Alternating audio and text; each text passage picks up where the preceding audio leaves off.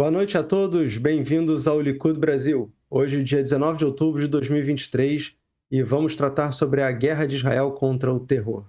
Aqui no estúdio, conosco, Nelson Burdi, no Rio Grande do Sul, morador de Israel, residente, cidadão há 18 anos. Vitor Grimbaum, de São Paulo, Fábio Rosenfeld, de Curitiba.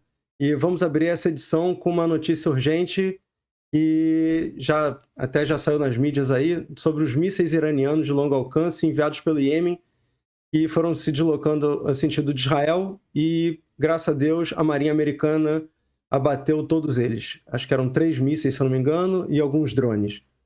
É isso aí, Fábio. Boa noite, pessoal, né? Não foi só a Marinha Americana, também os sauditas também ajudaram a derrubar esses 3 mísseis e alguns drones que foram lançados lá do Iêmen, e acredita-se que eles eram, digamos, direcionados a Israel. Ainda é claro que não tem uma certeza, mas grande probabilidade que eles seriam lançados e com alvo o Estado de Israel. Não sei se o nosso amigo, colega Quem disse isso foi Vitor o Pentágono. é O isso. Pentágono informou que os mísseis pela direção iriam para Israel. Pois é. Por sorte não deu para saber ainda, mas a gente sabe que, o que eu vou dizer para vocês, isso estava tudo planejado, né? A guerra, na verdade, é muito estratégica. O Hamas já estava se organizando há pelo menos 2 anos para fazer esse ataque brutal no dia 7 de outubro contra o sul de Israel.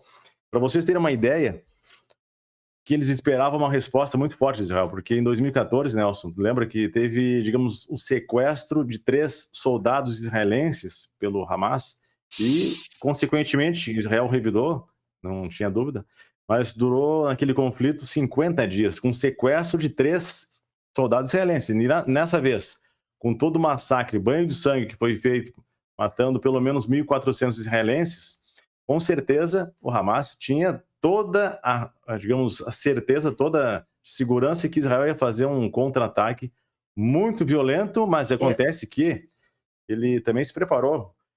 Por que ele se preparou? Porque ele tinha um apoio por trás dos bastidores. Diga. Não foi o sequestro dos 3 jovens ali na região de Gush Etzion, perto de Jerusalém, quando eles foram procurar os jovens, que eles foram logo assassinados, mas achavam que eles estavam sequestrados. O que aconteceu? Dentro dos interrogatórios dos suspeitos, um deles conta a história dos túneis, que eles estavam preparando uma invasão através dos túneis para a noite do Rosh Hashanah, que era final de setembro de 2014. Aí se entrou dentro de Gaza, teve um conflito de 50 dias para destruir os túneis. Israel destruiu 80% dos túneis, voltou, e os 20% que sobraram, Israel destruiu do próprio território. Sim. Eu quero dizer que nessa incursão atual, nessa guerra, nessa batalha, o Hamas se preparou, se planejou durante 2 anos, pelo menos, mas com a garantia de que ele não ia agir sozinho. Ou seja, existe uma coisa chamada unidade dos campos de batalha. Existe uma coisa chamada eixo de resistência. Ou seja, essa guerra ia começar com um ataque agressivo do Hamas. Israel, claro que ia revidar de forma bem violenta. E a partir do momento que Israel for entrar via terrestre em Gaza, aí sim iam começar a desencadear os outros ataques de forma coordenada. Por exemplo, aqui, ó, Hezbollah no Líbano, ele entrou agora, digamos, deu alguns sinais, mas ainda não entrou, digamos, da forma mais agressiva que ele pode entrar, porque ele tem pelo menos 150 mil mísseis apontados para Israel. Também tem ali, digamos, até aconteceu no dia de ontem, anteontem ali, um dia de revolta, com aqueles, digamos, palestinos que moram na Cisjordânia, na Judéia e Samária, aquela revolta que foi sufocada pela polícia e pelo exército de Israel. Também tem aquele pessoal que mora, aqueles palestinos que moram em Jerusalém Oriental. Depois também, a outra etapa seria a revolta com os árabes israelenses que têm cidadania israelense, passaporte israelense, que moram dentro de Israel. Também estava prevista uma revolta com eles e, consequentemente, com os Houthis, que é esse grupo que é apoiado e financiado pelo Irã, lá no Iêmen, e, por final, a Síria. Mas não sei se vocês lembram, acho que há uns 4 dias atrás, Israel bombardeou de forma preventiva as pistas dos aeroportos, tanto de Alepo quanto de Damasco. Sabe que não foi por acaso, né?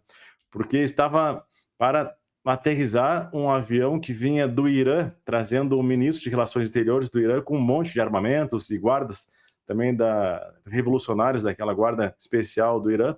10 minutos antes desse avião aterrissar na Síria, Israel bombardeou essas pistas, ele teve que fazer meia volta, retornou para a Síria e depois acho que ele fez não sei se depois ele voltou para o Líbano e depois ele descarregou no Líbano um armamento e depois ele fez o trajeto até a Síria também via terrestre. Então, passo a palavra para vocês aí, vocês também comentarem esses acontecimentos de última hora.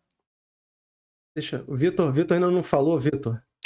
Hoje eu estou quietinho. Boa noite para quem nos assiste, boa noite aos colegas de bancada, bom dia para quem estiver nos assistindo depois, em outro momento. Bom dia também para quem está em Israel, né? Lá já está 5 horas à frente daqui. E esse incidente da tarde de hoje, no horário brasileiro, né? É muito grave, é muito interessante a gente analisar, porque até o momento ele não provocou maiores consequências, mas é mais um recado que o Irã está enviando a Israel e ao mundo, né, principalmente aos Estados Unidos, de que pretende e tem formas de atacar Israel e entrar no conflito. A questão é que com a entrada do Irã na guerra, ou mesmo de algum outro país, um proxy do Irã, como se chama, né, que são os prepostos que o Irã, com os quais o Irã conta na região, principalmente na Síria e no sul do Líbano, através do Hezbollah.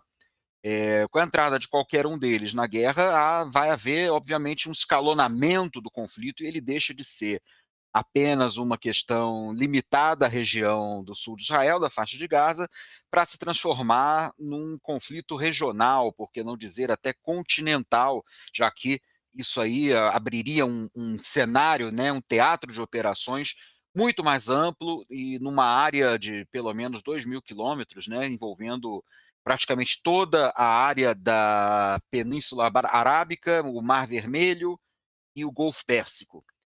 E o potencial disso também afetar economicamente o mundo pelos próximos dias, com uma alta do petróleo, ou quem sabe um fechamento do Estreito de Hormuz no Golfo Pérsico, né? Que é justamente uma das regiões mais conflituosas e mais importantes ali, já que você tem, de um lado, toda aquela costa ali é dominada pelo Irã, e o Irã tem condições de atacar por ali também, apesar da presença de uma parte da frota americana, reforçada agora pelos 2 navios que o presidente americano Joe Biden enviou na semana passada para o Mediterrâneo.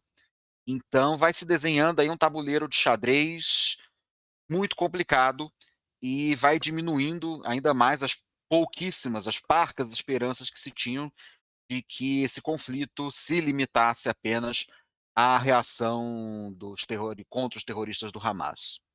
Vamos acompanhar, né? Nelson Burd, que já mora há 18 anos, desde 2005, em Israel, e é morador atualmente da cidade de Haifa, né, bem perto da fronteira tensa ali com o Líbano. Meu caro Fábio, amigos da mesa, pessoal que está nos acompanhando, pegando o gancho do colega Vitor, dependendo da situação, a gente pode botar nesse bolo também os Estados Unidos, a Rússia e alguns países que fugiriam um pouco ali transformando o continental e intercontinental ou até mundial. Mas são cenários, né? São cenários em aberto, são possibilidades. Realmente tem a questão da Arapuca, tem a questão da armadilha, tem a questão de ataques coordenados. Isso é uma coisa que vem do Irã. O Soleimani, ele foi uma pessoa que coordenou essa estratégia iraniana de bancar milícias e grupos terroristas em outros países para que os seus inimigos geopolíticos ficassem com pedras nos sapatos e o território iraniano ficasse limpo e lépido. Essa foi uma estratégia que o Irã montou e funciona até hoje. Então, o Irã domina hoje um pedaço do Iraque, o Irã hoje domina um pedaço do Líbano, um pedaço do Iêmen, um pedaço da Síria, e o Irã faz isso através de milícias que eles bancam. Hoje, oficialmente, o Irã banca a Jihad Islâmica, não diretamente o Hamas, ainda que esse ataque tem muito de Irã, esse ataque bizarro, bárbaro, que ocorreu no dia 7, tem muito de Irã, mas tem muito também de Estado Islâmico. No programa da Hora Israelita, no último domingo, a Hora Israelita de Porto Alegre, o Capel, que falou de Natânia, ele disse que o que já se sabia, que pessoas que eram do Estado Islâmico no Sinai e que foram dominados, alguns conseguiram passar pela passagem de Rafah para Gaza. Então, teve também muito de Estado Islâmico nesse ataque brutal. Então, Felipe, vamos seguir a nossa pauta do dia hoje. Peraí, que eu tenho mais uma colocação interessante para fazer para vocês, porque tudo é estratégia, né? Como falou bem o Nelson, é um jogo de xadrez muito bem pensado, e inclusive essa semana eu estava falando com uma colega minha de trabalho e ela falou, será que pode acontecer uma terceira guerra mundial, não sei o quê? E, olha, depende do se, né? Se um país ou um grupo fizer isso, o outro pode fazer aquilo, tudo é ação e reação, né? Então, inclusive, eu quero falar uma coisa para vocês, a gente está bem ansioso, esperando e também preocupado, né, com a incursão terrestre da infantaria israelense no território de Gaza. Né?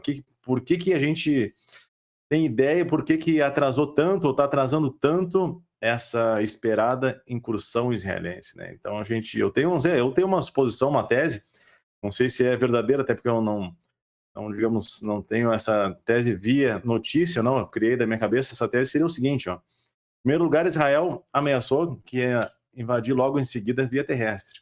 Já causou uma tensão ali nos grupos armados terroristas dentro da faixa de Gaza. Depois ele disse que então a população tinha que recuar para a parte sul, além daquela parte do riacho, do rio que separa Gaza em dois. Mas mais do que isso, Israel foi atrasando mais 48 horas, mais 24 horas, mais não sei quanto tempo. O que causou isso aí? Israel foi enfraquecendo toda a estrutura do Hamas, foi enfraquecendo, foi matando as lideranças. E o Hamas estava esperando, como eu falei no começo aqui do nosso programa, estava esperando a entrada dos diversos atores desse chamado eixo da resistência, né? Que eles só iam entrar, teoricamente, conforme um acordo prévio feito, né? Eles só iam ingressar nesse conflito depois que Israel entrasse por meio do terreno de Gaza, mas porque Israel estava atrasando então essa entrada por terra para justamente ficar mais fraco o Hamas.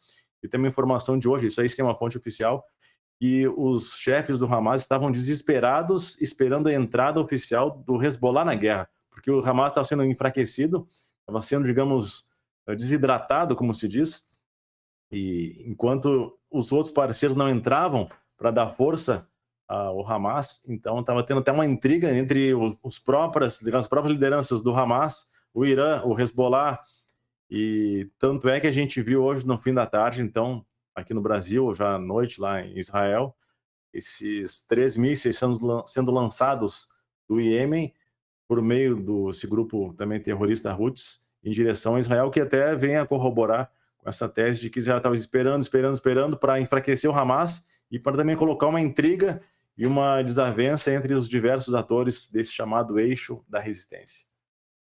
Então vamos seguir agora com a pauta que a gente separou para hoje. Acho que ela é um gancho desse assunto que a gente está tratando agora, que é, na verdade, a guerra em várias frentes, né?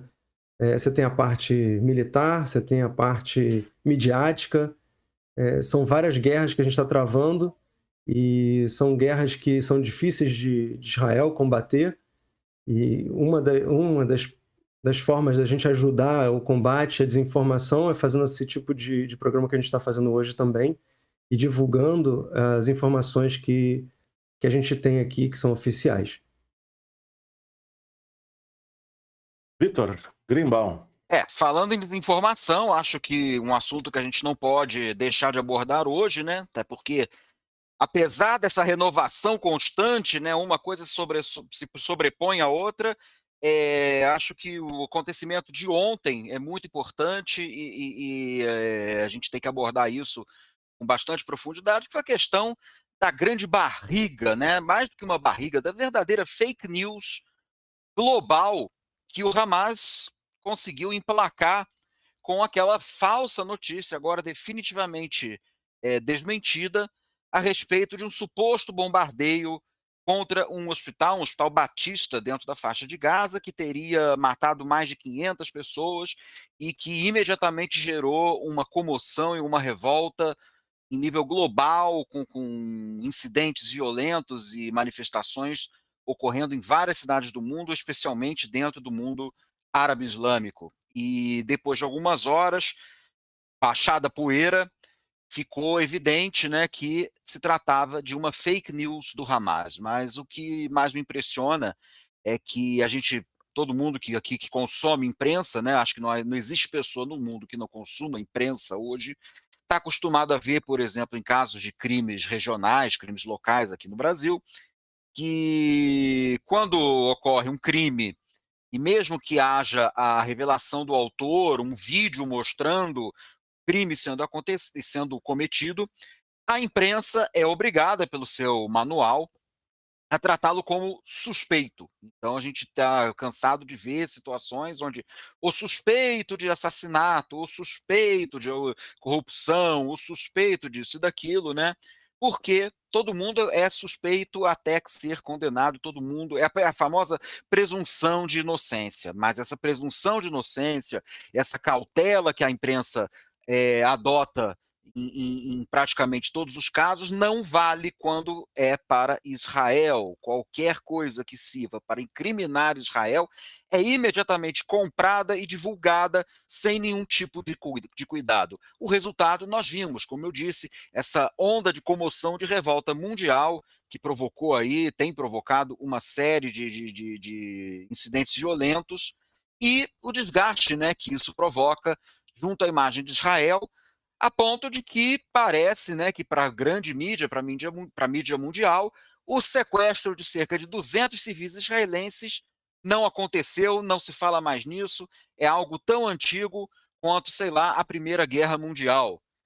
Então, aí a gente vê como o Hamas conta não apenas com a simpatia de grande parte da mídia, mas de algo que age verdadeiramente como um programa de relações públicas, de assessoria de imprensa dos terroristas na mídia mundial.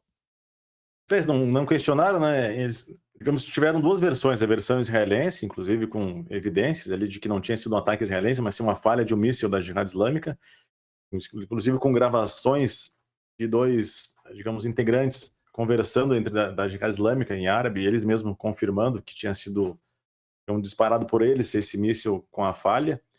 E essa era a fonte israelense. E tinha outra versão, quer dizer, a narrativa israelense, a narrativa do Hamas, que foi aceita, foi comprada pela mídia ali, sem nenhum questionamento. E uma coisa, esse ataque aconteceu de noite. Quando o dia clareou, não sei se vocês viram as fotos, observaram, a gente pode observar que o prédio estava de pé, o prédio do hospital. O que aconteceu foi que esse míssil falho, ele caiu no estacionamento do hospital. Ali devia ter uns 50, 60 veículos que ficaram queimados.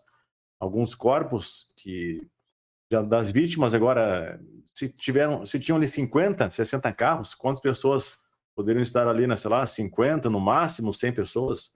Mas era um estacionamento, 500, quer dizer, as pessoas não ficam dentro dos carros o tempo todo. Exatamente. Não dá nem para computar cada carro como uma vítima.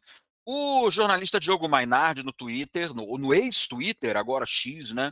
Ele definiu a situação muito bem, quer dizer, o hospital virou estacionamento, os 500 mortos viraram 30, o míssil israelense virou míssil da Jihad Islâmica, e no fim das contas o que explodiu no ar foi a credibilidade da imprensa, definitivamente. Só mais um detalhe também, é interessante a gente saber os números de falhas, né, desses mísseis não, foguetes, né? Esses foguetes disparados pelo Hamas... Foguete para quem manda, míssil para quem leva ele na cabeça. É porque ele tem Depende de que lado você esteja. Tem diferença de conceito técnico aqui, mas... É potência, precisão? Não, é porque o míssil é um aparato teleguiado, né? O foguete não é teleguiado, ele vai pela... Não tem chip, né? Não tem um chip na ponta. Não tem nada, ele é completamente um aparelho que ele vai pela parábola, né? Eles botam inclinação e vai onde acerta. Não, no tempo que eu fiz exército, tem esse negócio de morteiro, né? Tu inclinava ele com X graus para atingir um alvo, assim, aí tu inclina o lançador e vai. É por aí. Então, 30% parece que desses foguetes falham. Então, o que a mídia também não mostra, que a gente... Hoje teve outra notícia também de um outro hospital que foi atingido, e Israel está dizendo que também não foi eles. Então, assim, 30% desses foguetes falham, caem sobre a população civil e, com certeza, Israel esse tempo todo tem levado a culpa sem conseguir se defender. Só que agora com drones, tecnologias de imagem, graças a Deus a gente tem conseguido dar a resposta de forma adequada. Eu só vi na CNN internacional, não no brasileiro aqui, a CNN internacional que estava ontem de noite falando claramente ali que tinha sido confirmado de que Israel não tinha nenhuma culpa nesse, digamos, estouro, nesse blast que eles falam, né? Nessa explosão do hospital de Gaza. Não tinha nem ali, estava de forma garrafal ali a manchete na CNN internacional. Mas aqui no Brasil a gente ficou... Qual foi a versão que ficou no Brasil? Nós nunca saberemos quem foi realmente que apertou o gatilho, não, enfim... E todas as manchetes que davam como certa a autoria de Israel no ataque simplesmente foram corrigidas, né, mudadas, e deixou de se falar em Israel, virou supostamente Israel, ou de autoria desconhecida, supostamente do Hamas, supostamente da Jihad Islâmica, mas eu não vi em nenhum veículo de grande mídia aquilo que deveria ser a obrigação de todos eles, estampar um erramos em relação a isso. Mas não há autocrítica quando isso pode prejudicar Israel. Meu caro Vitor, o detalhe é o seguinte, por incrível que pareça, o primeiro canal que mostrou a imagem correta foi a Al Jazeera. Sim. A Al Jazeera mostrou o míssil claramente e deu para ver que não era de Israel, que era deles. Sim. Foi a Al Jazeera, por incrível que pareça. É interessante mesmo. E Nelson, e como é que funciona em Israel essa questão do combate às fake news, que a gente sabe que tem muitas fake news que acontecem principalmente em momentos de conflito, de guerras. Como é que funciona a mídia israelense para derrubar essas notícias falsas? Olha, não é a primeira guerra em Israel, infelizmente, né? Já houve vários outros conflitos e eu, particularmente, acompanho desde 2006, estando lá.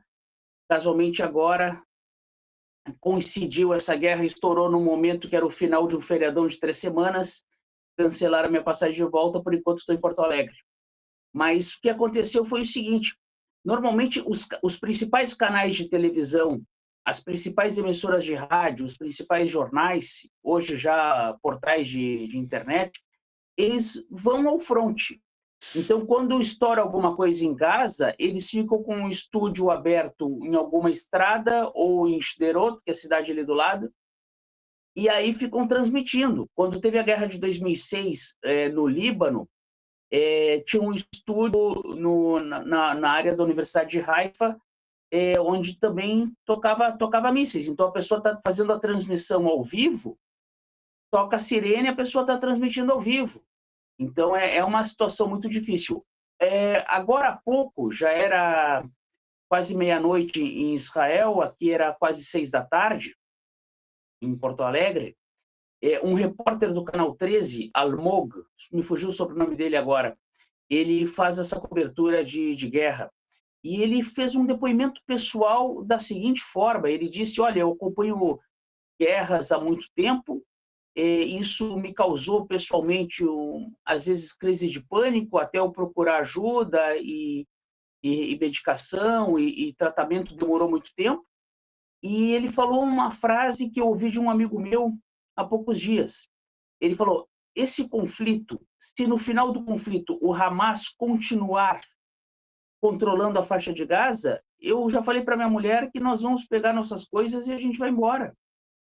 E isso eu ouvi de um amigo meu que veio do Brasil alguns anos atrás, casou com uma guria de Israel, eles têm 2 filhos pequenos, e esse sentimento eu acho que está rolando em algumas pessoas em Israel de dizer, esta é a guerra, o Hamas cruzou literalmente a linha, o que eles fizeram não tem volta, então eles nunca vão nos aceitar e eles querem nos matar. Até o premier Bibi Netanyahu hoje falou para o primeiro-ministro da Inglaterra que está visitando Israel, ele diz o seguinte, vocês lutaram contra os nazistas da Segunda Guerra e o Hamas são os novos nazistas, ou seja, somos nós ou eles, e esse sentimento eu acho que está muito dentro da sociedade israelense, seja um jornalista que acompanha guerras há muito tempo, seja uma pessoa que é professora, como esse meu amigo, que é professor, seja, de repente, o próprio primeiro-ministro. Mas aí, claro, a gente sabe que tem, só um pouquinho, Felipe, mas Tá bom? tem todo esse desejo, e não é só desejo, necessidade mesmo de liquidar com o Hamas, ou enfraquecer, pelo menos que ele não... Até eu já escutei também, inclusive, uma versão, uma possibilidade de que não é necessário acabar com o Hamas, mas pelo menos enfraquecê-lo de uma forma que ele não seja mais capaz de ficar ameaçando Israel, nem lançando 1.000 foguetes, 2.000 foguetes. E existem, ou seja, uma possibilidade... tirá-lo do poder. Não. Também. Acabar com o Hamas é impossível, porque o Hamas ele tem várias células em várias partes. Isso é impossível. Agora, o que dá para fazer é tirar o Hamas. O que dá para fazer, não. O que deveria ser feito, dá para fazer é muito fácil. Deveria ser feito é tirar o Hamas do poder e entregar esse poder para a autoridade palestina sob o aval dos Estados Unidos, da União Europeia, da Liga Árabe, e a partir daí partir para uma normalização com Israel, com fronteiras definidas, e aí mostrar quem é inimigo da paz é inimigo do mundo inteiro, e quem está com a paz é a favor da normalização e reconhecimento total de Israel por todas as nações. Tá certo, mas você acha que para acabar com o Hamas, digamos, vai levar, digamos, mais 1, 2, 3, sei lá, 4 meses, por exemplo? E a mídia internacional, como é que acontece assim, ó? No início, todos estavam horrorizados com aqueles brutais atentados e violações, enfim, que fizeram lá contra os 1.400 israelenses. E agora, com o passar dos dias, 2 semanas lá depois, mais ou menos, aí que acontece com a opinião internacional. Como acontece qualquer guerra, né? Entre Israel e os grupos terroristas ali. Eles começam a se voltar contra, digamos,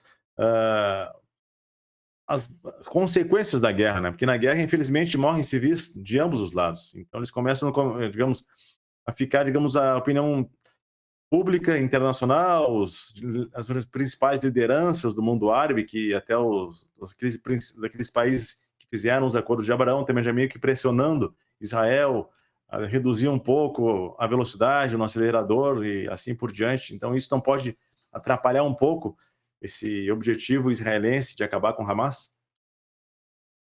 Aí é um detalhe que é uma discussão interna dentro do atual gabinete político-militar, e é uma discussão que inclui, inclusive, generais e oficiais da reserva.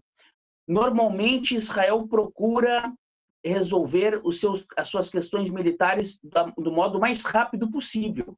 Israel não tem uma cultura de fazer uma guerra longa. Sim. O que você acha, Vitor? É verdade, eu estava pensando aqui, e eu acho que as guerras propriamente ditas de Israel até hoje, a mais longa talvez tenha sido a de independência, né? Não tem como checar isso agora, alguém me corrija, que foi uma guerra que durou alguns meses, né? Acho que nenhuma guerra em Israel chegou a durar 1 ano. E agora, existiu uma espécie de guerra fria, né? Entre Israel e Hamas existe, né, no presente, uma espécie de guerra fria, que já dura aí bem mais de 10 anos. Então, é mais uma assimetria da guerra simétrica, né? Como computar o tempo de uma guerra quando essa guerra foge completamente dos manuais e de tudo aquilo que se conhecia, que se praticou de guerra nos últimos 100 mil anos, né? Só queria fazer mais um comentário aqui sobre essa guerra, que tem uma curiosidade aqui que é impressionante, né? Israel é um país que tem um exército, acho que é o mais ético do mundo, não um dos mais, é o mais ético do mundo. É um exército que joga a bombinha no telhado das pessoas antes de bombardear uma casa para os civis poderem sair. E toda vez que tem algum incidente como esse, dos terroristas mandarem alguma coisa, Israel tem que se virar em 1000 para conseguir provar que o que ela está falando é verdade, enquanto a imprensa inteira está dando credibilidade para um grupo terrorista. Ou seja, se acredita mais no terrorista, que é um mentiroso nato, que é um bandido, do que quem é sério e quem está em busca da paz. É uma coisa que assim, é uma assimetria, não dá para entender isso, né? A gente viu isso com o hospital e a gente está vendo isso com várias outras narrativas que estão sendo criadas ao longo dessa guerra, infelizmente. Vamos passar só dar um break para passar um dos nossos espectadores, deixando aqui uma boa noite, né? O professor Luiz Eduardo Miranda, meu grande amigo lá de Campinas, era meu colega de trabalho, agora está em Campinas. Diana Bacana, não sei qual cidade que é. Tem a Fernanda Wolfschuk Marcos, que acho que da outra vez ela estava falando lá da Alemanha, se eu não me engano. A Cássia Zilberman. Essa é minha prima. Ah, maravilha. André Morim, grande amigo também, Luiz Davi Leventhal. Mandou um grande abraço para todos nós.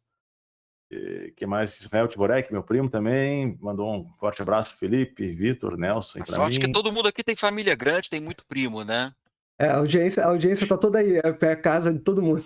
Pois é, eu que tenho família pequena, não estou contribuindo aqui com nada. E o Charles Miller também Também mandando um abraço. Amigo de longa data aí, pai de um amigo meu. Eu sou queridíssimo. Produtor de futebol no Brasil. Charles Miller, o pai do futebol brasileiro, né? Não, graças a Deus eu conheço ele, o Charles Miller de verdade. Mas, hein, Nelson? Nome de praça no Pacaembu, né?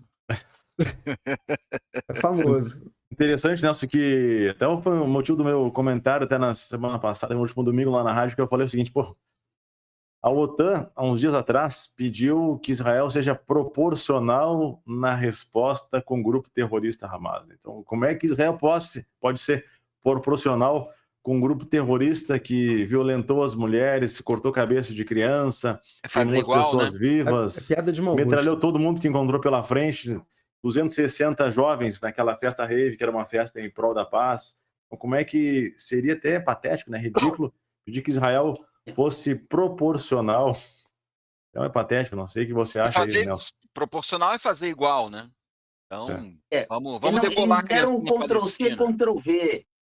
Eles deram o copy-paste, que a gente chama no computador, né? Eles fizeram... Normalmente, eles têm uma ideia de que Israel recebe ataques de estilingue e responde com mísseis. E já tem mais de 20 anos que a coisa não é assim.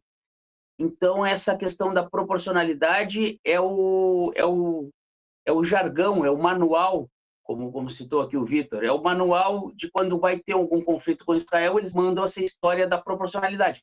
Só que agora a proporcionalidade contra uma barbárie seria uma outra barbárie, só que Israel não é que nem eles. Israel tem uma ética diferente, tem uma moral diferente, tem um modo de enxergar o ser humano de um modo diferente.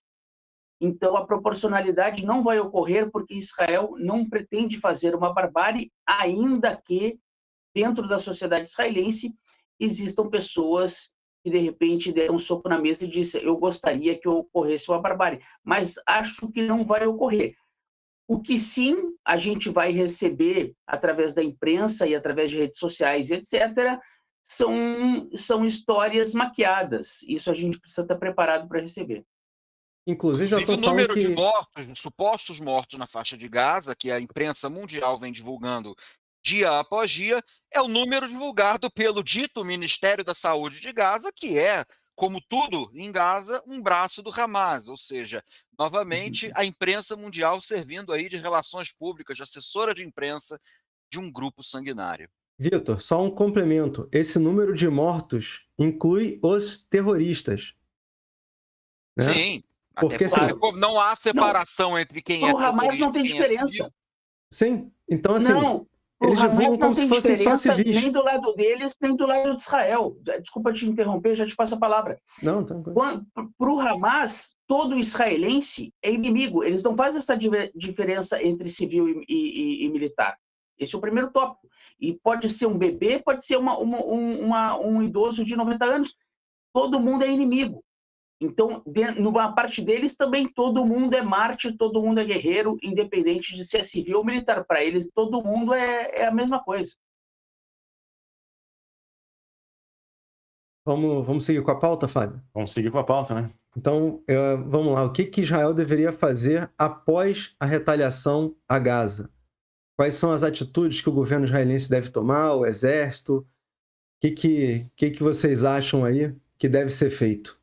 Eu acho, Famoso. pelo menos, o que eu faria, em primeiro lugar, seria mais ou menos pelo o mínimo, né? Sem falar no desarmamento ali, ou com a extinção do grupo terrorista Hamas, pelo menos a retirada dele do poder. O que eu faria, se eu fosse militar israel, era pelo menos criar uma zona de segurança, mesmo que tenha, digamos, administração ali da autoridade palestina. Eu acho que é essencial criar uma zona, que nem foi feito, acho que entre a fronteira de Israel e o Líbano, se não me engano, ali depois da guerra de 2006. Não sei, não me engano se foram 5 quilômetros. Não, 82. 82? Não, Uma faixa de 82. segurança ali, né? Aquilo durou uma faixa de 40 quilômetros, durou de 82 até 2000. Mas depois de 2006 não fizeram ali uma zona administrada pela Unifil, da ONU, uma força internacional? Parece que tinha uma coisa assim também, se eu não me engano. Mas não chega a ser assim como no lado sírio, tem uma cidade chamada Quneitra, que é uma cidade que é abandonada. Ali no Líbano tem uma faixa que as pessoas não entram, mas não chega a ser uma ocupação israelense. Aí seria o Líbano, mas seria uma área internacional, No man's land. Exatamente. Zona desmilitarizada. Uma linha imaginária de impedimento. É uma zona desmilitarizada que é Exato. patrulhada por forças da ONU. Isso, mas eu vi agora. Eu estive lá, inclusive. Isso, eu estive lá agora em abril, metade de abril, até o final de abril, em Israel. Fui até a fronteira com o Líbano, a fronteira com a Síria, e tinham ali alguns postos de observação e de segurança da ONU mesmo, ali, bem na fronteira. Aqueles carros de combate brancos, né? Escrito Isso. UN. Tem umas guaritas também assim, escrito UN também ali. Tem um restaurante até numa cidadezinha bem na fronteira, Isso tem do lado também israelense. em Jerusalém. Uma cidade que era do lado israelense, mas ela era povoada por árabes, né, ali, israelenses. A questão é que o território do Líbano é muito maior que o território de Gaza. Quer dizer, como é que você vai dentro de uma área tão pequena, tão diminuta como a de Gaza, ainda encolhê-la mais com essa área desmilitarizada, mesmo que ela seja entregue Não digo a 40 uma terceira quilômetros, força, as forças mas da que fosse ONU, né? então que fosse 2,5 km de cada lado, então que fosse uma Mas faixa de 5 2,5 quilômetros. km não é nada. 2,5 km Não, a de gente cada lado, daria 5. Daria uns 5 5 quilômetros. É muito pouco ainda. Não, mas tem pontos em Gaza, que não é muito mais do que isso, o território. Tem extremidades do mapa que não é muito mais do que isso.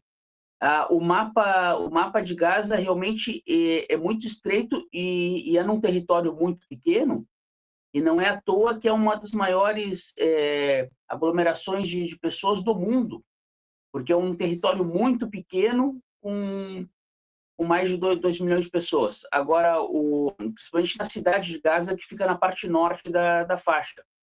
Agora, isso aí é uma coisa complicada. Eu acho que seria o ideal contar com forças internacionais ou países que venham com um suporte da Liga Árabe, um suporte da Autoridade Palestina, num acordo geral de que esse território vai ser desmilitarizado, esse território vai ser um território pacífico, não será mais controlado pelo Hamas, e a partir daí vai se começar uma reconstrução e uma nova identidade. Não é querer roubar uma identidade palestina ou uma narrativa palestina. Cada povo tem a sua identidade, mas aquele território que seria o Ramastão, que eu chamo de Ramastão,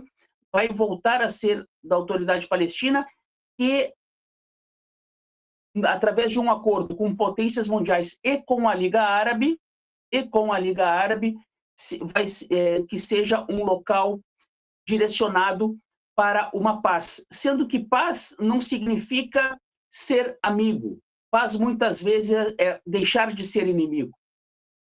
Sim. Agora, existe também uma narrativa que está se criando que Israel está querendo tomar a terra dos palestinos, né? Que Israel quer tirar os civis e tomar a terra dos palestinos. Eu escutei isso em alguns lugares, já vi gente discutindo isso em alguns cantos.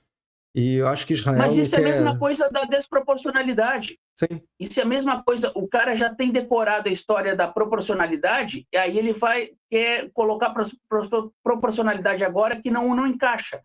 Falar do roubo de terras é repetir um jargão que não se encaixa agora, especialmente agora. sim, com certeza. E é aquilo, Israel está querendo minimizar a morte de civis justamente para não ficar a imprensa criando esse problema, né? E uma outra coisa interessante também é que muita gente, eles estavam falando de um campo, acho que é Jabalia, se eu não me engano, e olha que interessante, né? Esse campo aqui, pelo que eu estava vendo, foi criado em 1948, ou seja, os caras são refugiados desde 1948 no próprio território deles. Cadê o dinheiro que o Hamas recebeu para fazer casas, para poder assentar esse pessoal, para poder dar vida digna para essa população? Né? Então não é Israel que está oprimindo. Lembrando que de 48 a 67, quem ocupou a faixa de Existem Gaza muitos não foi campos. Israel, mas o Egito. Quer dizer, Sim, se eles são refugiados O de Egito. 48, eles são refugiados do Egito de início, né? sim, Não, e tem aquela história também, de 48 até 67, até naquele território da Judéia e Samária, ou seja, Jordânia, quem é que controlava aquele território? Era a Jordânia.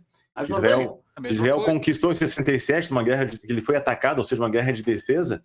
Ele reconquistou aquele território, conquistou, não foi dos palestinos, conquistou da Jordânia. E quem disse que são territórios ocupados, seriam ocupados não dos palestinos, mas da Jordânia, mas no caso são territórios que eram israelenses historicamente, tanto é que o nome é Judéia, né, dos judeus, vieram dali, Samária, de onde vieram os Agora, samaritanos, não os palestinos. eu sinto muito ser o cara, mas isso já é uma coisa que eu estou acostumado a fazer, ser o cara que bota água no chope alheio. Mas eu acho que esse debate ele pode ir por terra totalmente, a depender dos desdobramentos dessa operação, porque como a gente estava falando no começo, se essa situação escalonar para uma guerra regional, com a entrada do Irã, com a entrada de outros países na região, eu acho que vai ser muito difícil continuar se falando da questão de dois estados. Essa questão vai definitivamente ser sepultada, ela já está morta na prática, vai ser sepultada de vez. E todo o reequilíbrio de forças do Oriente Médio pode ser desenhado caso esta guerra ocorra. Uma eventual, e ao meu ver, e acredito que todos compartilhem desse desejo, uma desejável, né, derrota do Irã, abre caminho para uma nova distribuição de poder. Quer dizer, aí nós vamos ter uma hegemonia definitiva da Arábia Saudita na região. E a Arábia Saudita, como todos sabemos, está aí prestes a fechar um acordo de paz em definitivo com Israel. Ou seja, o que está em jogo nesse conflito pode estar em jogo, né? Eu não tenho bola de cristal, mas é a dedução que eu faço, e muitos analistas têm feito também, é de que nós chegamos num momento onde não vai se decidir só o futuro de Gaza, ou o futuro, a existência do Hamas, mas o futuro de todo o Oriente Médio está em jogo. Por isso que essa guerra promete ser prolongada, e com a entrada de novas potências, de novas forças nesse conflito, nós vamos ter um redesenho de tudo isso, ou seja, vai ser uma daquelas guerras que realmente vão ser marcadas no livro da história, na história do século XXI, com um marca-texto de cor muito viva, porque agora é a hora do tudo ou nada. Não há mais espaço, não há mais como manter aquela velha prática de aparar a grama, esse termo que tem sido muito repetido, né? Agora é a hora de salgar o terreno, é a hora de passar com uma ceifadeira por cima de tudo. E a coisa, eu acho que não vai ficar limitada a Gaza ou a questão palestina. Então, esse redesenho, esse suposto redesenho da política e até do mapa do Oriente Médio, pode derrubar todas essas nossas pretensões aqui, essas nossas previsões, com a facilidade de um peteleco, né? A gente tem que começar a pensar nessa Mas tem um possibilidade, detalhe, ainda ô, mais Vitor. depois desse incidente dos mísseis. Mas tem um detalhe, Vitor. Tu colocas a Arábia Saudita, que é o país líder da Liga Árabe, como de repente com predomínio, e é possível. Agora, mas tem um detalhe, até hoje, para fazer essa normalização de relações com Israel, a Arábia Saudita bate na tecla de uma regularização da questão israelenses e palestinos. Eles colocam isso, eles teriam, de repente, como hegemonia, deixar de colocar esse ponto como pré-requisito para um acordo. Até porque a gente não sabe o que vai restar, aquilo que eu falei no começo, a gente não sabe. Se a solução de 2 estados já está morta, eu acredito que depois desse conflito ela vai ser sepultada, ela Olha, vai sumir de vez no mapa. Eu tenho minhas dúvidas. Sabe por que eu tenho minhas dúvidas? Eu também tenho, eu estou aqui bancando o bruxo sem bola de cristal. A gente escuta vários jornalistas entendidos no assunto, no Oriente Médio, dizendo e afirmando e reiterando que esse conflito tão grave, ele só tem uma solução, que é a solução de 2 estados, aí sim, e iria colocar finalmente uma calma na região, os palestinos teriam seu estado tão desejado, os judeus teriam Israel tão desejado e há 75 anos, enfim. Então eles acham que a solução de 2 estados colocaria um fim a esse conflito e aos futuros conflitos. O que você acha, Nelson? Você que vive lá 18 anos já. Eu concordo. É que a questão realmente ela ocorre da seguinte forma: dentro de Israel existem pessoas que gostariam de que houvesse essa solução, mas analisando de um modo frio, dizem que é muito difícil em determinados momentos. Existem pessoas que, de um modo ideológico, e quando falo ideologia, pode entrar também questões religiosas, são contrárias a essa posição, e do lado árabe-palestino, a mesma coisa. Então, tu podes colocar pessoas que colocam razões religiosas de um ponto de vista político, essas pessoas acabam trazendo dogmas para a questão mais racional, e aí a discussão acaba indo para um ponto extremo.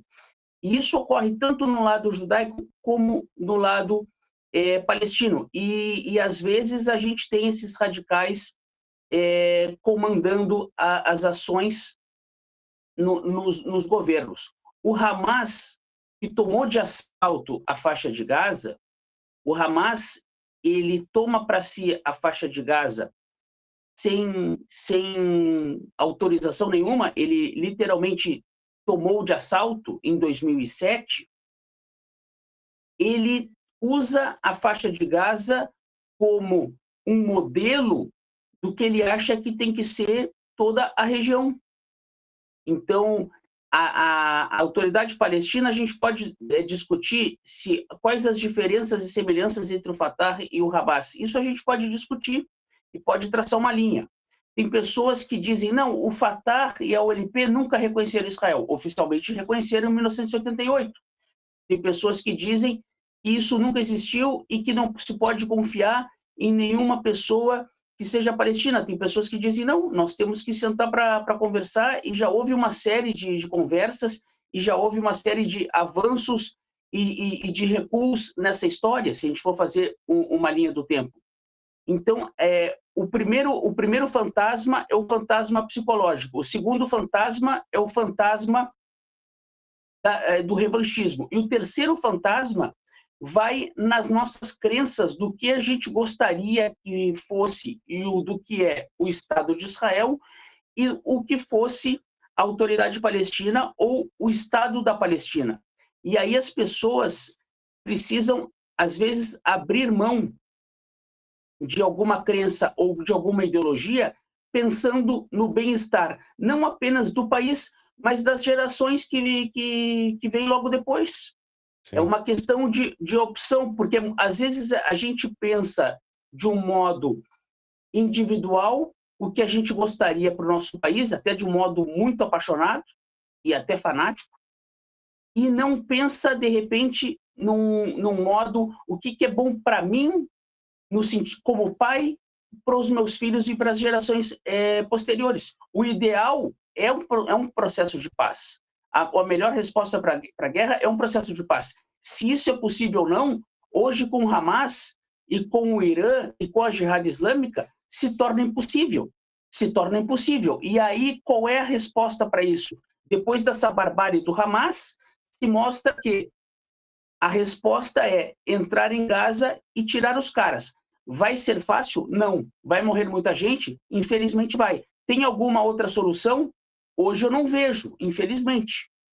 O que eu vejo é o seguinte, só um minutinho, desculpa, Felipe, mas o que eu vejo é o seguinte, claro, existem muitas pessoas fora de Israel, inclusive a opinião oficial do Brasil, dos Estados Unidos, da França, enfim, todos eles indicando, sugerindo, recomendando a criação de um Estado palestino. Maravilha. Até muitos judeus, como você falou, também apoiam a criação de um Estado palestino. Maravilha. Historicamente, Israel também ofereceu território, isso, aquilo. Em 2000, mais recentemente, Israel ofereceu 95%, 96% da Cisjordânia, ou Judeia e Samária, toda a faixa de Gaza, Jerusalém Oriental para servir como capital do Estado palestino, mais 20 bilhões de dólares. Os Estados Unidos estaria entrando junto com ajuda naquela questão dos refugiados, e o Yasser Arafat não aceitou. Mais para trás, um pouco, em 47, na partilha da Palestina, também estava prevista a formação e criação do Estado palestino. Os judeus aceitaram, a liderança árabe daquela época também não aceitou.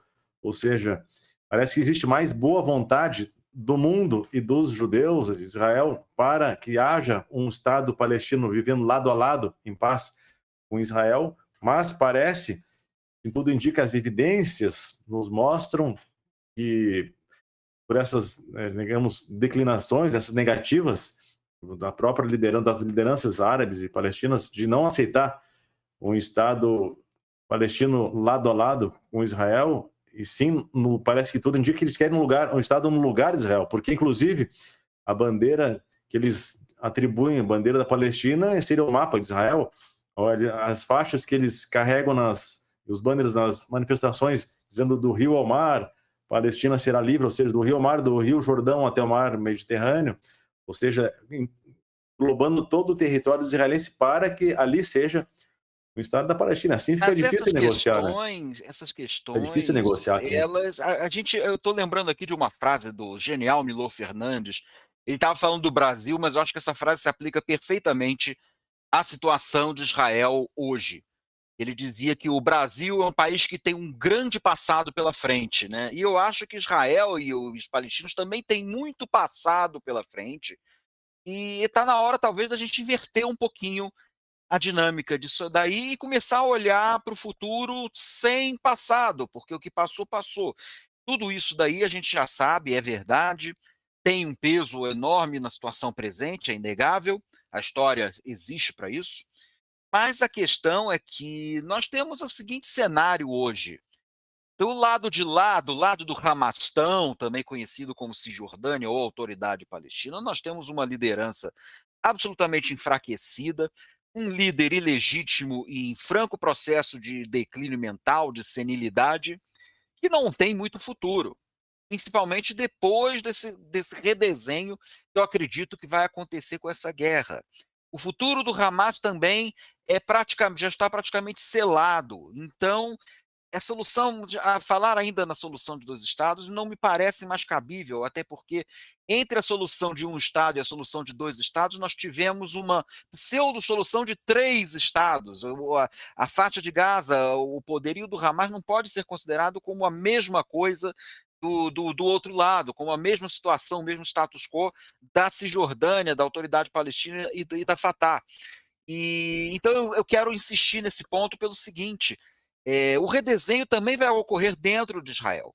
A gente sabe que acabando essa guerra, ou pelo menos a primeira fase dessa guerra, uma vez vencido o Hamas, responsabilidades do lado de Israel também terão que ser examinadas, porque nós não podemos esquecer do fato de que tudo isso está acontecendo graças a uma falha miserável e gravíssima de segurança no sul de Israel, que possibilitou a invasão dos terroristas do Hamas. E isso vai ter consequências políticas profundas. Eu não vejo futuro para o gabinete Netanyahu ao fim dessa fase da operação, por mais que nesse momento haja uma espécie de consenso, de unidade, tanto do ponto de vista parlamentar quanto do ponto de vista popular em torno do Netanyahu, mas a gente sabe que Netanyahu hoje só está no poder para resolver uma lambança que o seu próprio governo cometeu.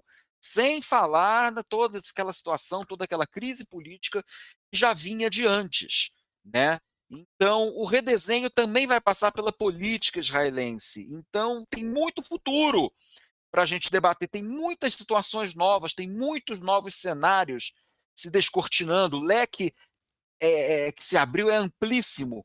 Então, essas questões se é Judéia, Samária ou Cisjordânia, os acordos de 94, não sei o quê, isso tudo vai ter que ficar para trás. A gente está num momento de, como a gente diz popularmente, botar a bola no chão, parar o jogo e redefinir, rediscutir isso tudo daí.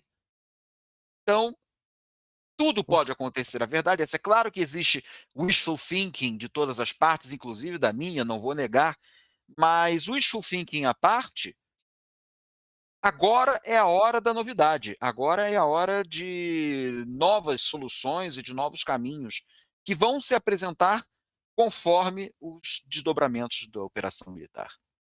Vamos passar mais algumas mensagens acompanhando. Mariana Nessemblate, minha esposa, assistindo lá de Porto Alegre. Mandando um abraço para vocês.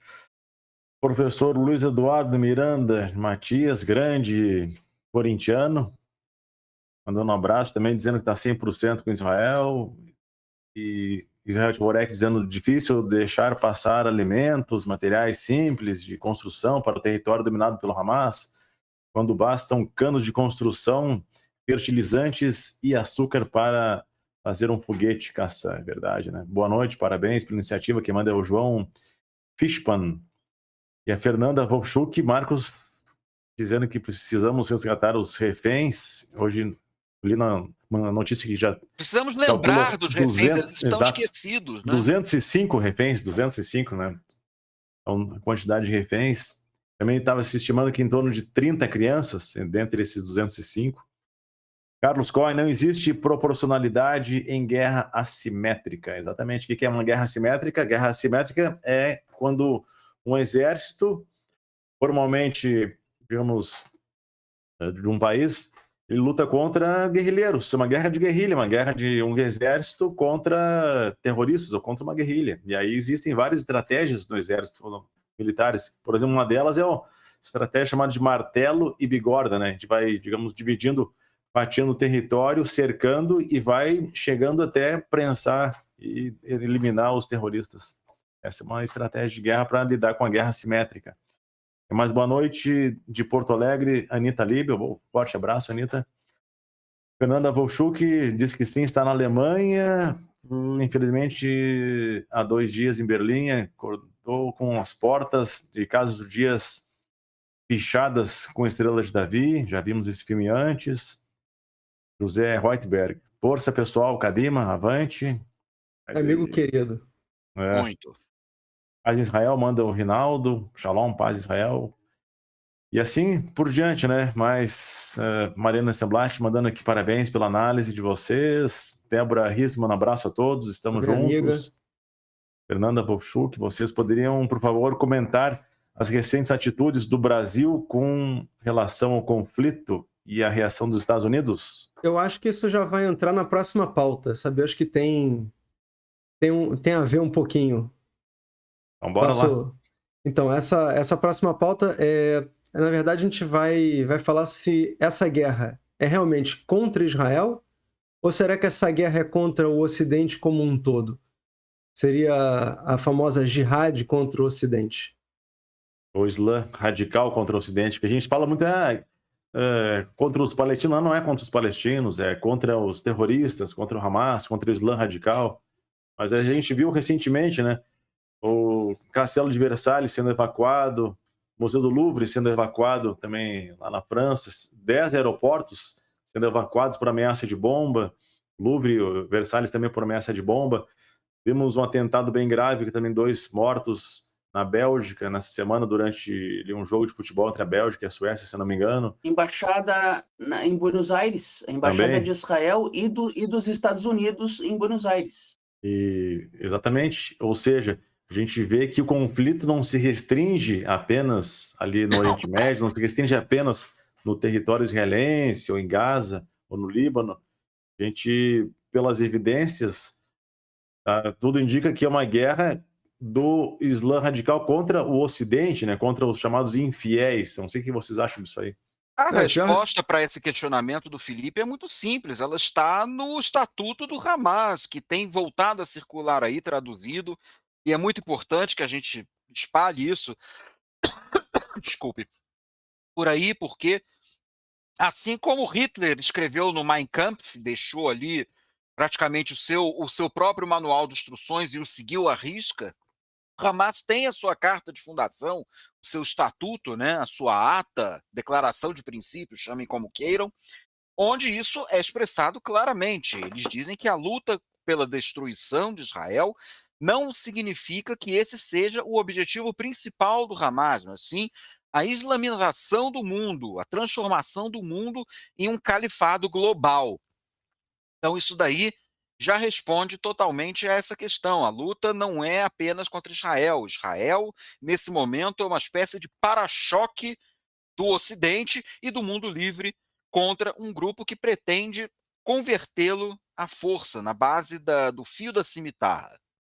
Não, Essa e o história do pior para-choque é é... interessante, sabe, Felipe? Essa história do para-choque é interessante, porque o que significa isso?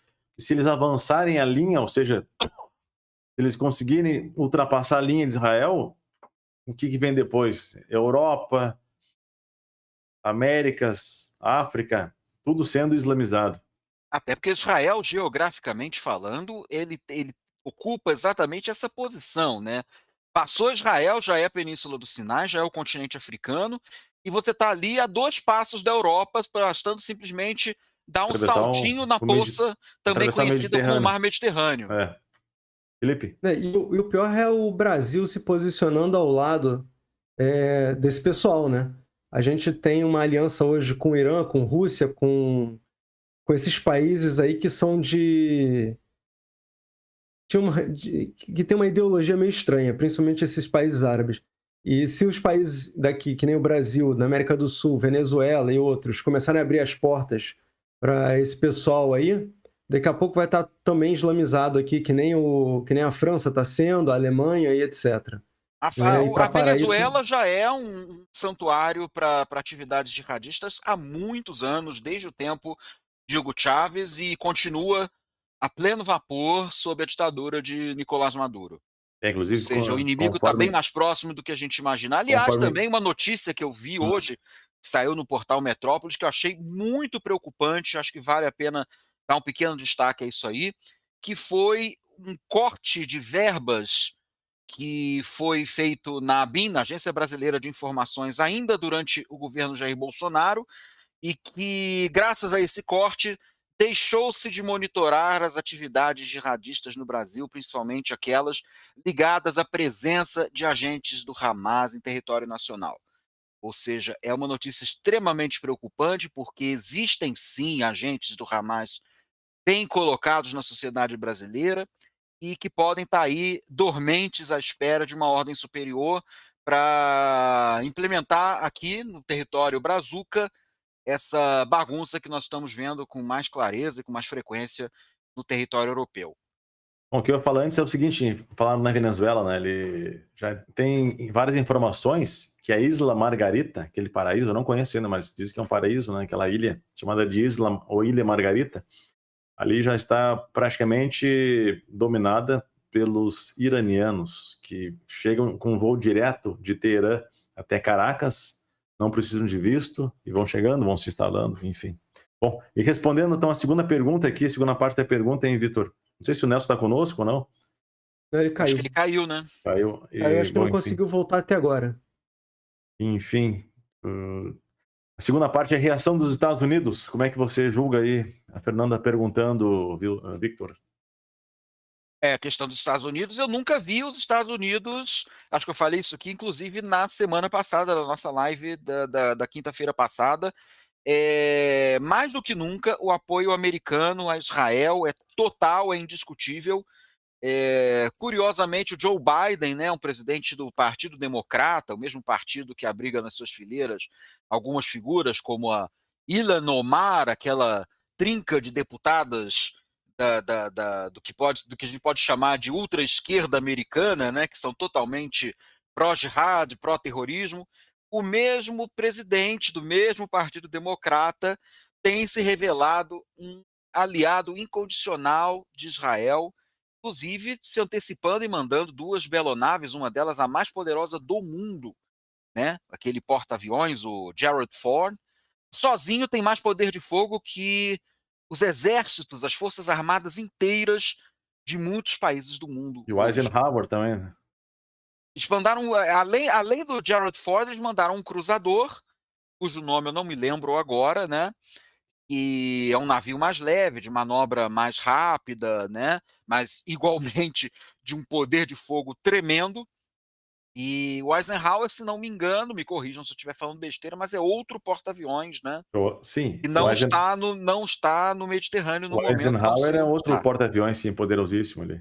Não, sabe o que eu achei interessante, hein, Vitor, tu que é jornalista, hoje de manhã eu estava escutando a Band News FM e estavam comentando ali as 2 moças que apresentam, muito competentes, por sinal, dizendo que essa guerra é muito complicada, é muito difícil a gente tomar partido de um lado, até melhor não tomar partido de nenhum lado, enfim, mas elas aí começaram a criticar aqueles governantes que estão começando a tomar pé de um lado ou de outro, mas basicamente nós estavam criticando o Joe Biden, o primeiro-ministro da Inglaterra, também o Macron e o Olaf Scholz da Alemanha, que estão tomando partido de Israel. Elas estavam criticando porque elas se acham, digamos, que não devemos tomar partido de nenhum lado. E estão criticando esses governantes de países de peso, países importantes do mundo ocidental, tomando parte do lado de Israel. O que você acha disso?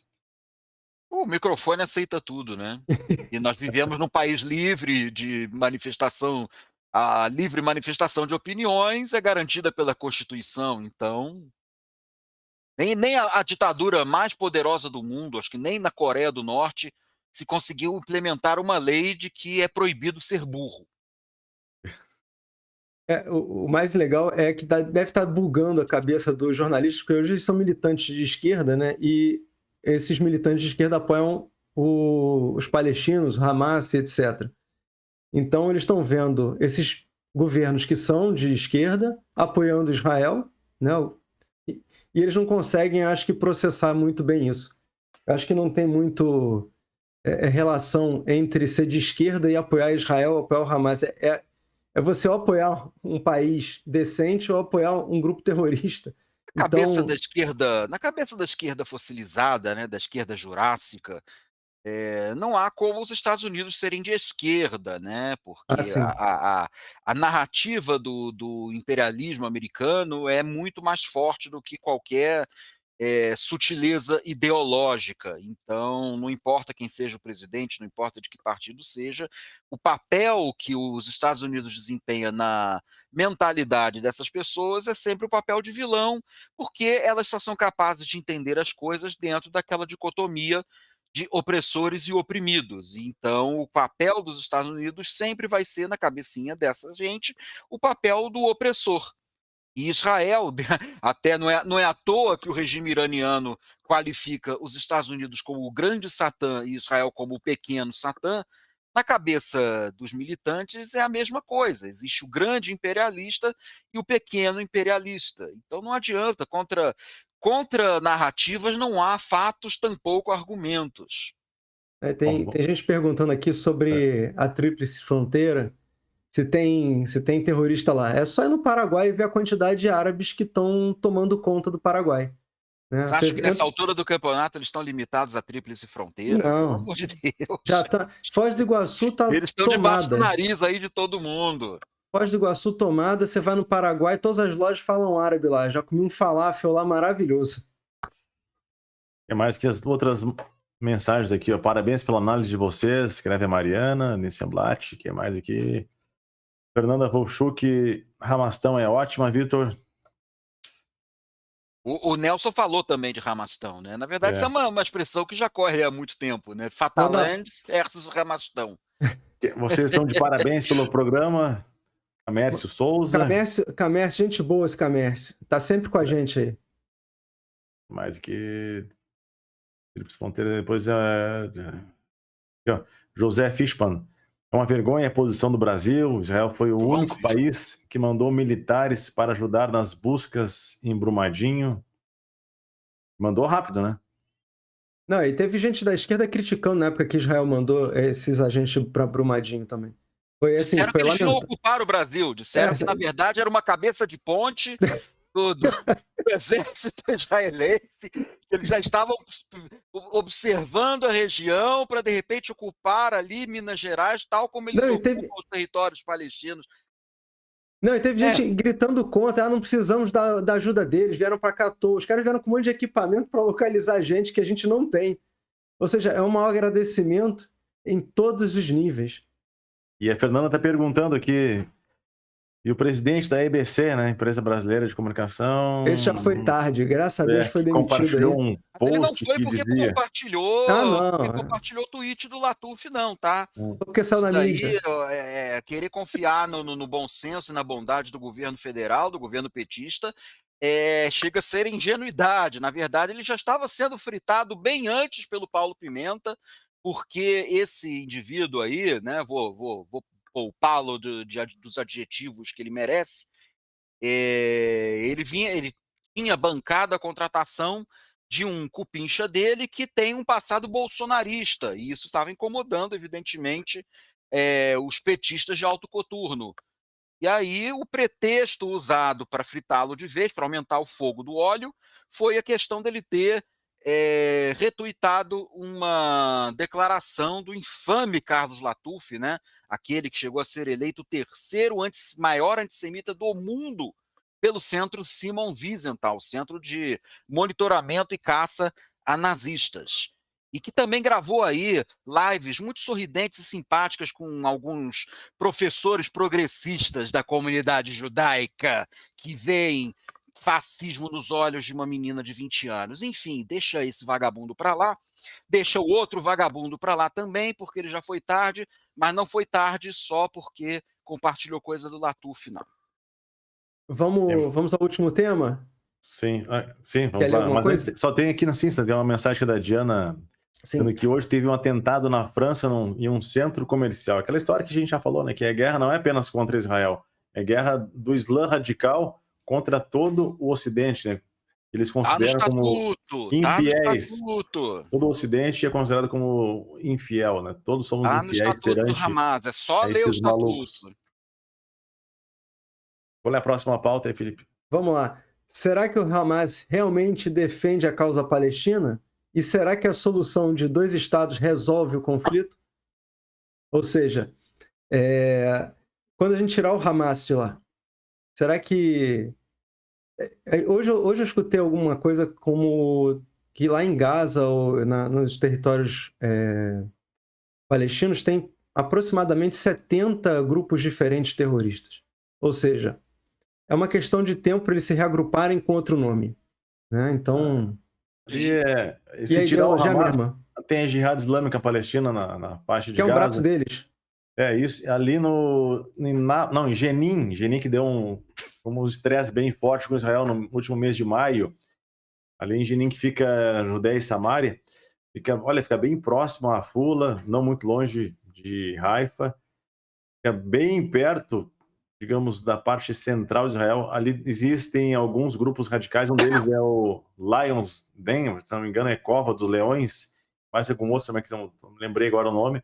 Mas, ou seja, existem vários grupos radicais que hoje podem até parecer, são pequenos, não demonstram muito risco, muita ameaça, mas o Hamas também começou pequeno. Imaginem esses grupos pequenos daqui a 15 anos, 18 anos, 20 anos. Vão ser os próximos Hamas daqui a 15 anos. Eles se multiplicam na miséria. Porque quanto mais miséria tem, mais fácil de cooptar as pessoas. A pessoa não tem nada para perder, ela entra. É que nem o tráfico de drogas aqui no Brasil. O cara na favela, o interesse ali é manter aquela população ali na pobreza mesmo, que é mais fácil cooptar a gente para poder defender eles. Os caras estão aí, sei lá onde, em locais de AAA, de prédios AAA, enquanto o pessoal tá ali brigando com a polícia, trocando tiro. Ali é só fichinha, mesma coisa. Os dirigentes do Hamas estão no Catar, num hotel de 150 estrelas, curtindo com a cara de todo mundo. É verdade. O problema... Tem mais pergunta ali, mas enfim, o problema é que a gente vê que Eu vejo assim, dizem, tudo bem, o Hamas não representa os palestinos, maravilha.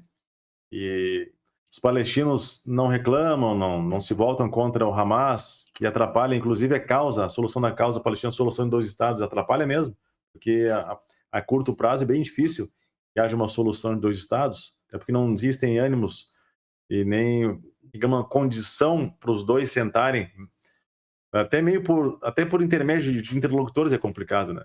É E até chegarem a difícil. um acordo. Então eles atrapalham exatamente a causa palestina. Mas o que a gente vê? O pessoal que mora, os palestinos que moram lá em Gaza não se revoltam, até porque a gente até entende que eles tenham, digamos, um medo da opressão. Mas e os palestinos que moram ao redor do mundo, aqui no Brasil, na Argentina, Estados Eles estão apoiando o Unidos, Hamas. França, por que eles não protestam contra o Hamas? Por que eles não se revoltam contra o Hamas? Ao contrário ainda, eles comemoram os ataques do Hamas em nome da resistência e assim por diante, né? Eu vou um pouquinho mais além, eu acho que não existe causa palestina. Não existe Sim. causa palestina, existe a causa anti-Israel. Usa esse nome de causa palestina. Enquanto a causa palestina for, na verdade, a causa anti-Israel, não vai haver nenhuma solução nem de 2, nem de 3 estados. Bem lembrado, tem outra coisa que até corrobora a tua ideia, esse teu pensamento, que, para quem não lembra, a OLP, ela foi fundada em 64 pelo Yasser Arafat. O que é a OLP? Organização para a Libertação da Palestina. Mas o que existe por trás dessa libertação?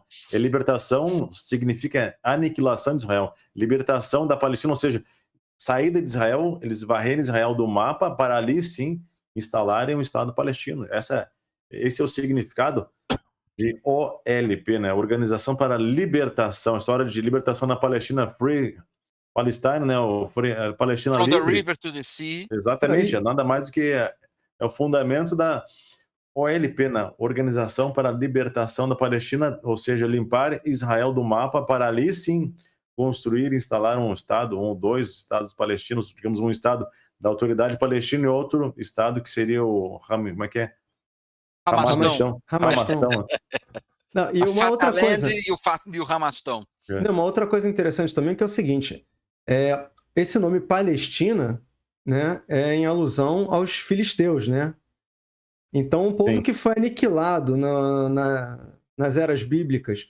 Esse povo palestino que está hoje, ele não é o povo palestino daquela época. Esse é um povo palestino que se apropriou do nome Palestina e está querendo pleitear uma causa em nome de algo que não... Sim, não vou dizer que o povo não tem a legitimidade de querer sua terra, porque eles moravam lá, não estou entrando nesse mérito.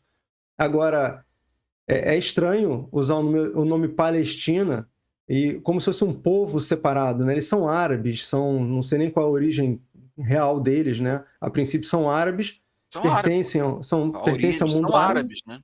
e são muçulmanos, ou seja, não são filisteus, né? Os filisteus não existem. Então, isso é uma coisa que as pessoas também esquecem e ficam Os filisteus defendendo. originais eram de origem grega. Sim, Palestinos de hoje são de origem árabe, ou seja, nem não tem... etnicamente essa afirmação se sustenta. Mas a gente tem visto aí gente jurando de pé juntos até que Jesus era palestino. É fantástico. Aliás, eu vi um vídeo fantástico também, é uma pena a gente não poder exibir aqui, porque ele é curtinho. Mas quem quiser procurar no Google, procura que vai achar, que é uma espécie de evento, missa, não sei como chamar, com a presença do então padre José Maria de Escrivá, padre espanhol, que depois de morto acabou sendo canonizado, hoje é santo da Igreja Católica, e ele é inquirido lá pelas tantas, por uma multidão que está presente, por um rapaz de barba, né? E ele se levanta, pede para fazer uma pergunta para o padre, e ele se identifica: padre, eu sou um judeu. E o padre José Maria, hoje santo, vira-se para ele e fala: você é judeu, como o meu Messias Jesus Cristo era judeu, como Maria, sua mãe, era judia, portanto eu amo os judeus. Então você vê um santo da Igreja Católica dizendo que Jesus era judeu, mas quem sabe de tudo é o tunheteiro que ouviu o galo cantar sem saber aonde e diz que Jesus era palestino. Aliás, eu falei muito sobre isso também. Deixa eu fazer um merchanzinho aqui rapidinho, né? Claro. Essa semana eu gravei lá nos estúdios Flow o podcast do meu queridíssimo amigo, praticamente irmão, Paulo Cruz, e apresenta lá no Flow o seu podcast, que é o Noir Podcast. Noir escreve-se Noir, é uma palavra francesa, mas pronuncia-se Noir, daí o trocadilho. E já é a segunda vez que eu participo do programa dele, nós gravamos um papo enorme de 3 horas sobre o que está acontecendo em Israel nesse momento, e ele me fez perguntas sobre a origem do antissemitismo, a questão das origens do conflito árabe-israelense, e eu falei exatamente sobre isso, da origem do nome Palestina, né, do fato de nunca ter existido de fato um Estado palestino independente, as narrativas e tudo mais. Então, quem puder procurar no YouTube, também além do YouTube, tem também no Spotify, Noir Podcast, Noir, com o Vitor Greenbaum, tem 2 episódios meus lá. Assistam, por favor, não é só porque é comigo, mas porque são 2 programas muito legais. Eu tenho uma pergunta interessante aqui. Eu já assisti, muito bom. Bem, recomendo. E também vocês podem achar e procurar no YouTube que vocês vão ter acesso aí. Muito legal mesmo. E sabe que, hein, Vitor, tem uma colocação aqui interessante aqui do Camércio Souza, né? A pergunta é a seguinte, ó. Vamos supor que os israelenses e judeus abram mão de Israel e se mudem todos para Uganda, ou Ibiza, ou para a Flórida. Vocês acham que essa turma ficaria feliz? Ou eles viriam atrás dos judeus e atrás dos israelenses? Ou seja, esses radicais... Eles não viriam atrás dos israelenses, eles viriam atrás do Ocidente, eles viriam atrás dos infiéis, eles viriam atrás dos cristãos, não importa de quais denominações, eles viriam atrás dos próprios muçulmanos laicos, eles viriam atrás de tudo que, como diz a canção do Caetano, para Narciso, tudo que não é espelho é feio. Então, não tem essa. O problema, nós, os judeus, somos apenas o pretexto da vez, a bola da vez. Na escritura do deles... Hamas, leiam o estatuto. Isso vai virar um bordão aqui. Leiam o estatuto. Não, tem que... Leiam o estatuto. Vitor, tem que ler também um pouco do Corão, né? O Alcorão, ele fala alguma coisa sobre acabar com os infiéis, né? Então... Mas o mesmo Corão fala também no respeito aos povos do livro. Ler livros sagrados, não importa se o Corão, a Bíblia, a Torá, exige um certo conhecimento para evitar interpretações errôneas, entendeu? Tem gente que encontra na Bíblia uma série de afirmações que justificam as maiores loucuras, mas não é a leitura correta. Né? Todo mundo aqui que já viu um estudo de Vartorá sabe que não é para ler no literal, não é para levar a coisa no pé da letra. No Corão, vale o mesmo para o Corão, né? Mas a gente tem uma diferença. É mais importante ler o estatuto. Leia o estatuto do Hamas. Eu tô igual a gente tem uma diferença. Leia um livro. Olha só, a Torá, ela fala, e o Talmud, ele vem com o detalhamento mais profundo. Então, a interpretação, né? Então não é só a Torá. A interpretação. Você tem tudo. Você tem interpretação, mas o Talmud já é basicamente uma explicação de muita coisa que está na Torá que, tipo, às vezes fica meio sem um sentido sozinho. Exatamente. Então, aqui, José Reutberg, vocês são ótimos, ainda bem que tem algo inteligente, politicamente incorreto e realmente verdadeiro para assistir. Politicamente incorreto. Olha, o Zé Reutberg é um grande jornalista, um grande entendedor desses assuntos que a gente está debatendo. Fica aqui a minha humilde sugestão de a gente fazer uma live, vocês fazerem uma live com a presença do José Reutberg, vai enriquecer muito. Fica aqui a sugestão do ouvinte. Vindo dele, esse aqui é um mega elogio. Para quem não conhece ele, isso aqui é um mega elogio. Eu me sinto honrado de ter ele aqui com a gente. Ele não é de elogiar à toa, não, viu? O homem é danado. Carlos Cohen, ele fala o seguinte, em Yafo, para quem não conhece Yafo, fica ali no sul de Tel Aviv, né? É o porto de Yafo. Em Yafo comemoraram os foguetes do Hamas, mas em Yafo, para quem não conhece, pelo menos 50% da população de Yafo é formada por árabes israelenses. Aí então está dizendo que em Yafo comemoraram os foguetes do Hamas. Carlos Cohen. Dizendo também que é bem complexo. Distribuíram todos na rua, né? Em outros lugares. Exatamente. E eles sequer pronunciam... Tem um padrão de vida, né? E levam um padrão de vida que eles jamais teriam em qualquer outro país árabe, né? Não, sem falar... Não. Eu tenho amigos palestinos, eu tenho amigos... Vou te dizer o seguinte, esse amigo meu palestino, ele é bem legal, muito bacana mesmo, ele já trabalhou em Israel, ele tanto é que ele adora Israel, porque ele era muito bem tratado em Israel. O chefe dele trabalhava na construção civil, ganhava em shekel, mas um salário que dava, digamos, um padrão de um salário da Europa, mas de países ricos da Europa, né? Digamos, o salário mínimo em Israel, se eu não me engano, em torno de 6 mil shekels, 6, 7 mil shekels, dá mais ou menos aí uns 10, 12 mil reais, salário mínimo, enquanto que o salário, se ele fosse trabalhar na construção civil dentro dos territórios administrados pela autoridade palestina, iam ficar em torno de 1.500, no máximo 2 mil shekels. Então, e sem falar que em Israel, todo qualquer palestino que tem autorização para trabalhar em Israel, claro, ele tem, digamos, os direitos trabalhistas garantidos, direito a férias, 13º e todas as outras vantagens trabalhistas garantidas por lei. Então, eles, com certeza, eles gostam de trabalhar em Israel, mas, infelizmente, tem aqueles radicais que atrapalham. Inclusive, tinham pelo menos 20 mil palestinos que transitavam e entravam em Israel por dia com autorização de trabalho.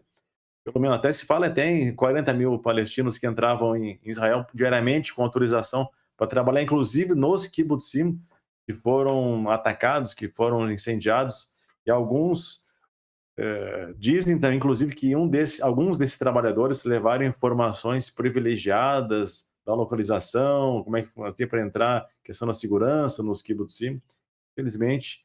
Nessas horas eu lembro, e tinham pessoas dos versos do grande Augusto dos Anjos, né? Aquele trechinho do versos íntimos, né? Escarra a boca que te beija.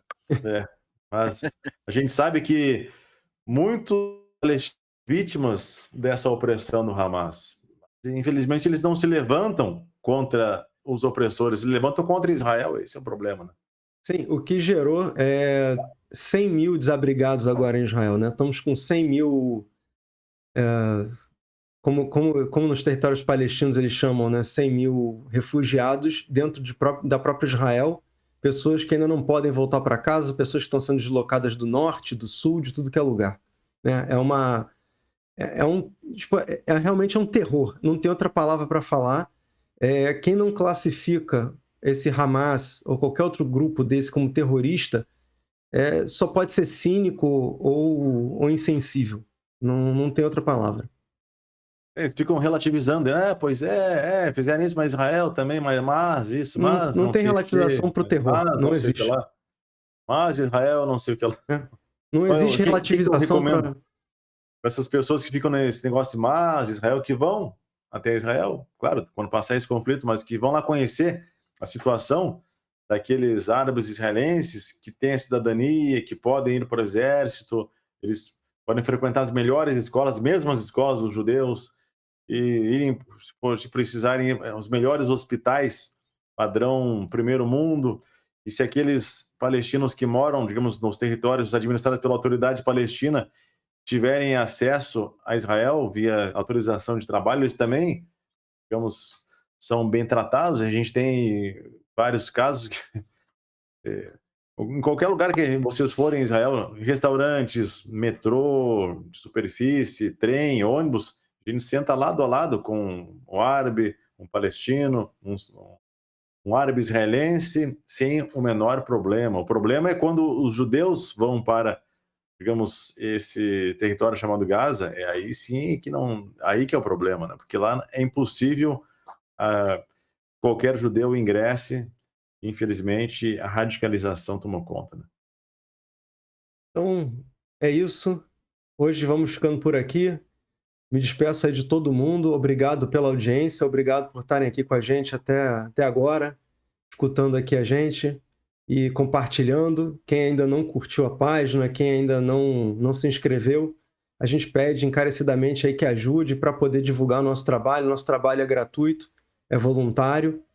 A gente está aqui porque a gente ama Israel e a gente também está aqui para poder trazer a verdade para o mundo. Também agradeço a todos que nos acompanharam nessa noite e esperamos que na próxima oportunidade, na próxima live, tenhamos melhores notícias, não tão pesadas. E digo que o tempo passou rápido, 1h30 de várias ideias, várias teses, que a gente foi também interessante contrapor, cada um colocar o seu ponto de vista, e passo a palavra para o Vitor. Tchau, um abraço. Uma pena que o Nelson não pôde se despedir, ele caiu, coitado. Espero que não tenha se machucado.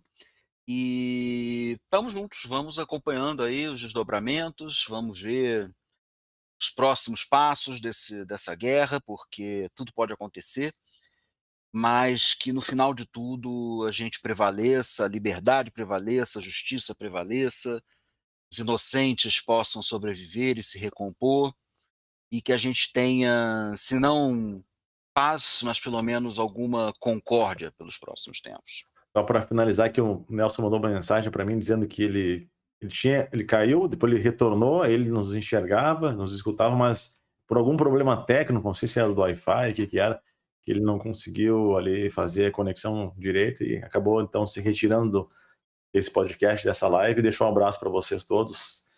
Um forte abraço, uma boa noite e até uma próxima oportunidade.